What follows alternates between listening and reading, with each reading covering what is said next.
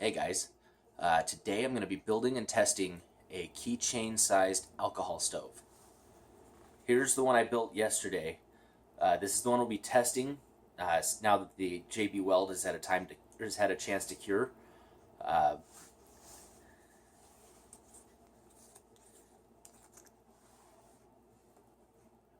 that's the size of the stove without the lid. This is waterproof, so you can actually store some alcohol in here. And it's a great way. So, if you put too much alcohol in there and you don't use it all, you don't have to waste what's in there. Just throw the lid on and have a little alcohol for the next time. But we're actually going to test it out and see how well it works. We're going to boil a cup of water, see how long it takes, see if it's good enough to make coffee. This alcohol stove costs 26 cents to make. And you could actually probably do it a little bit cheaper if you have a little bit of scrap sheet metal around. So, let me show you what we're using.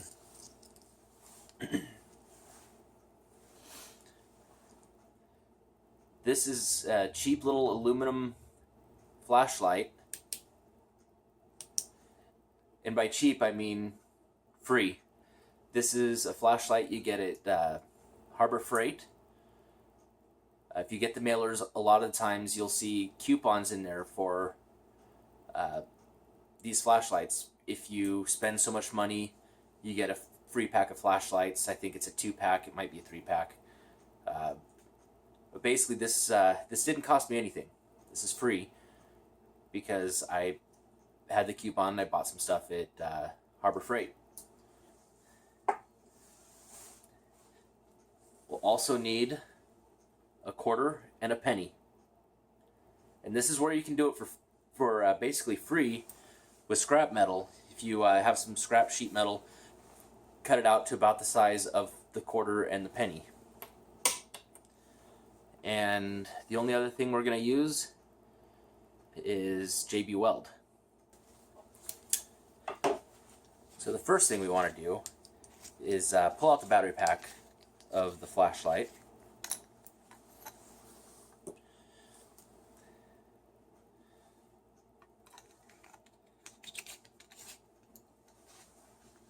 And we're going to want to take off this little lanyard, which you can reuse if you want, and put it back on when you're done. I'm trying to focus in on this, but it's not letting me.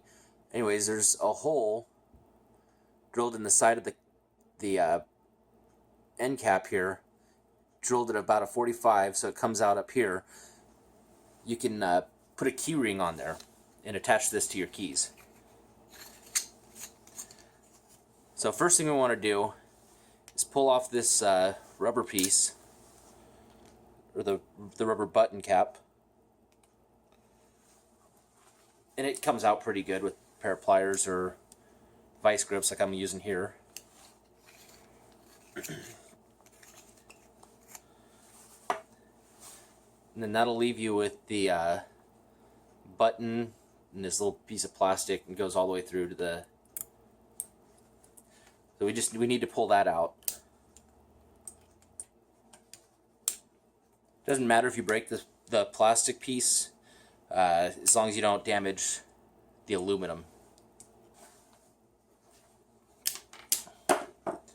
Alright, now that I've got that out,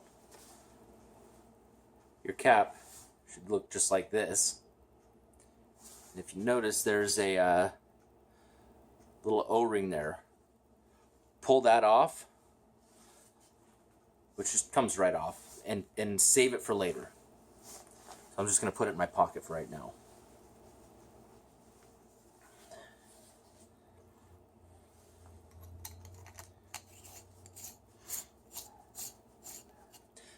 Alright, and I just put the end cap back on. Don't worry about this. We won't be needing the front end of the flashlight, so we don't need to pull the lights out. Now this next step is purely optional. If you like the color of your flashlight, go ahead and leave it on. But I'm just going to run over to my my grinder. I have a wire wheel on there, and I'm just going to get the paint off. So the tools I'm using today are my grinder with the it has a grinding wheel and it has a wire wheel. And I'll be using both of those, and I'll also be using my Dremel with a cutoff wheel to cut the flashlight down. If you don't have those tools, don't worry. I mean, you can get it done with a hacksaw for cutting it down and a file for smoothing it out when you're done cutting. So now I'm just going to run over to the grinder and get this paint off. And I'm not going to go all the way, because what I'm going to do is I'm going to cut it right here, and all of this isn't going to be used. Now, if you want, you can make this taller, just choose a lower point to cut. For me, I want this to be small enough to keep on my keychain. And obviously this isn't going to be my main alcohol stove for camping or anything, but just a fun little project, and it's a great little EDC device. So anyways, follow me over to the grinder and we'll get this paint off. Now, I put the end cap back on just to make it easier. What you'll have to be careful of, though, is the wheels grabbing it and unspinning it, taking it off.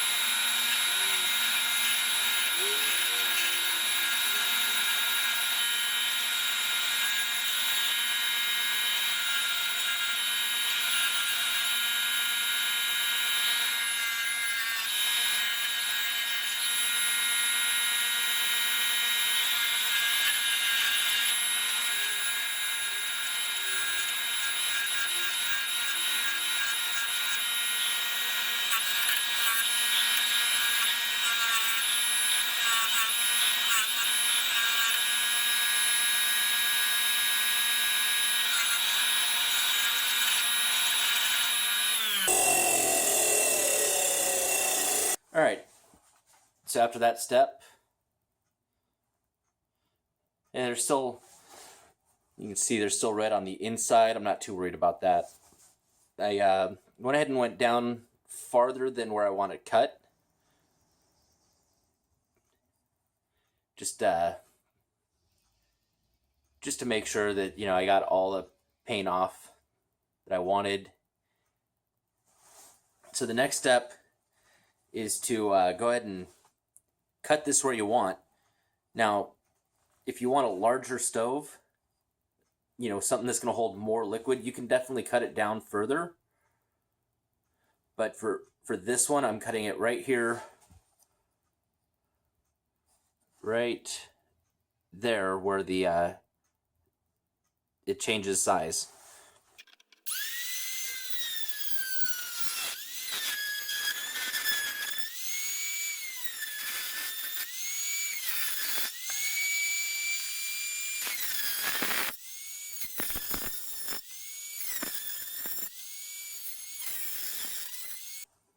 All right. Now, as you can see, it's not a perfect cut. That's fine, because I'm going back to the grinder, and we're gonna get rid of that little bit of excess material and kind of smooth it off a little bit.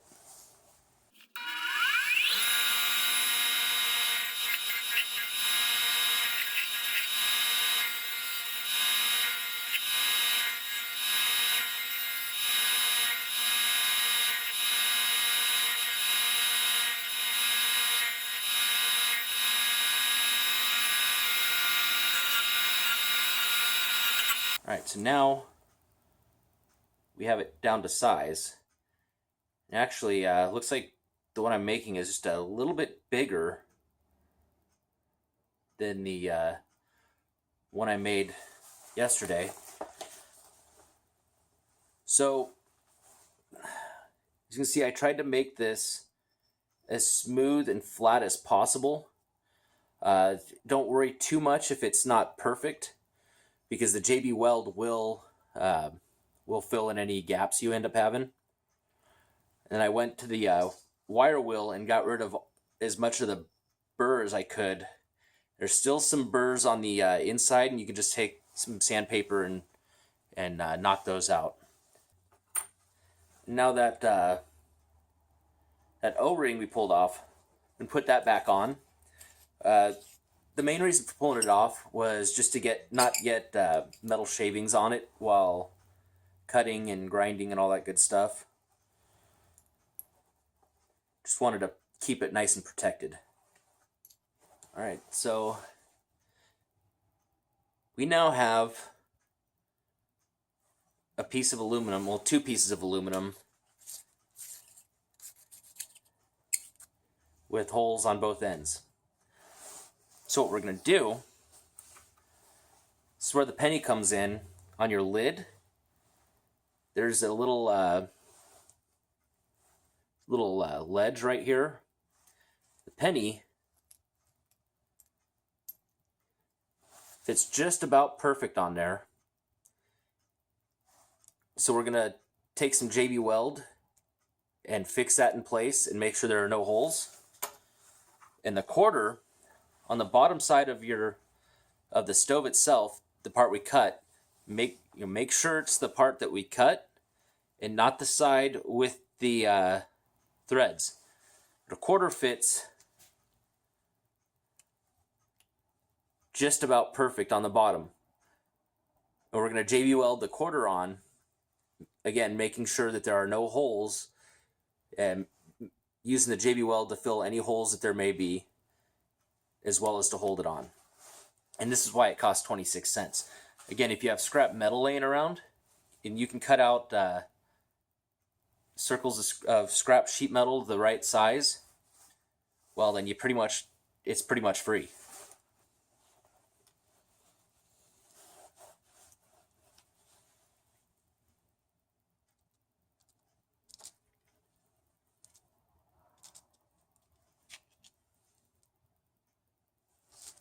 It doesn't take a whole lot of JB Weld.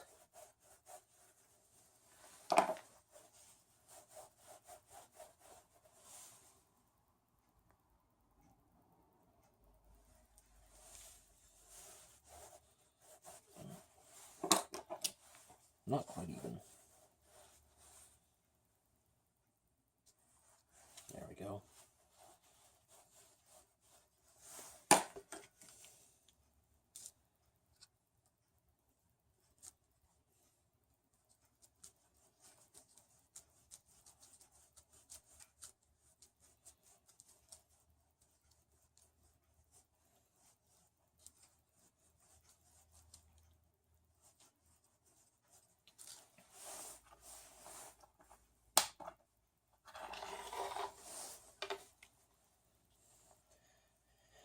Now for the cap, what I like to do is I like to put a little JB Weld on the rim in there that the penny's going to sit on.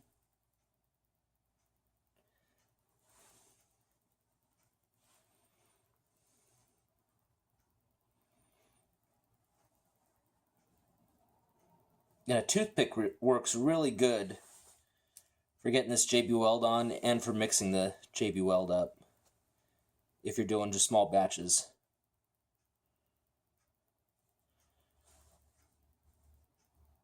Alright, now that that's done, we'll take the penny and just drop it down in there and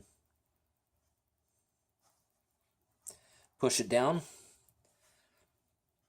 Then we're going to flip this upside down, and I'm just going to run some more JB Weld along the inside edge there, just to help hold the penny in place a little bit better and to fill in any gaps that there may be.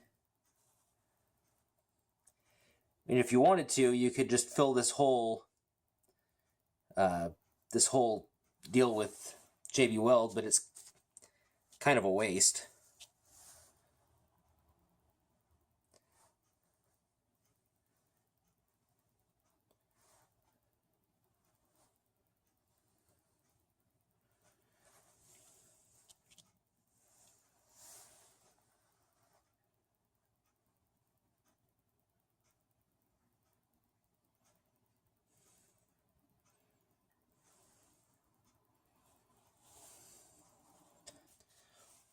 So remember, it doesn't have to be pretty, it just has to work. All right, so that's done. So we'll set this aside to dry and cure. I like, whenever I do anything with JB Weld, I like to give it a good 24 hours before I do anything with it. All right, so now we're gonna grab the other piece, and remember, we want the cut side is the one we're working with right now. I'm just gonna take some more JB Weld and just put it along that top edge there. Make sure you don't get any JB Weld on the threads.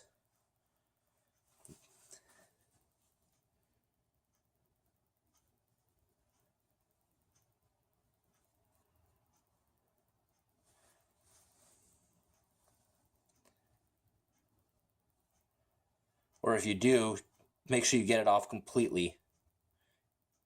You can get it off before it sets.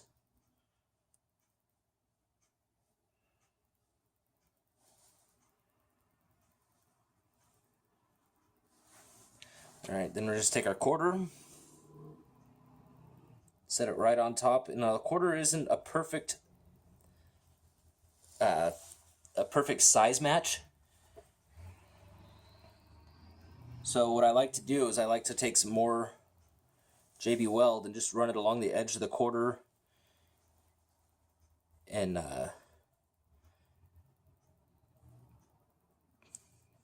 run it along the edge of the quarter and the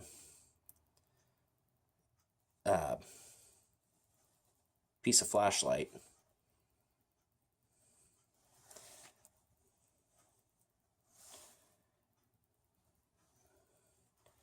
Just give it a little added strength.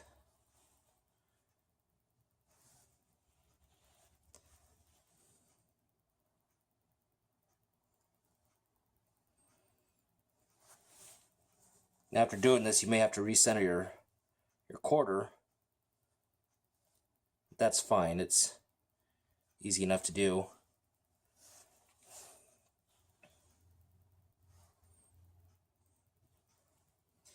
All right, let me just let that sit. Now you notice I got a lot of globs on there. Once it cures, you can get that off easily using a file or something. So that's pretty much it. Let that JB Weld set up and cure, and you're good to go.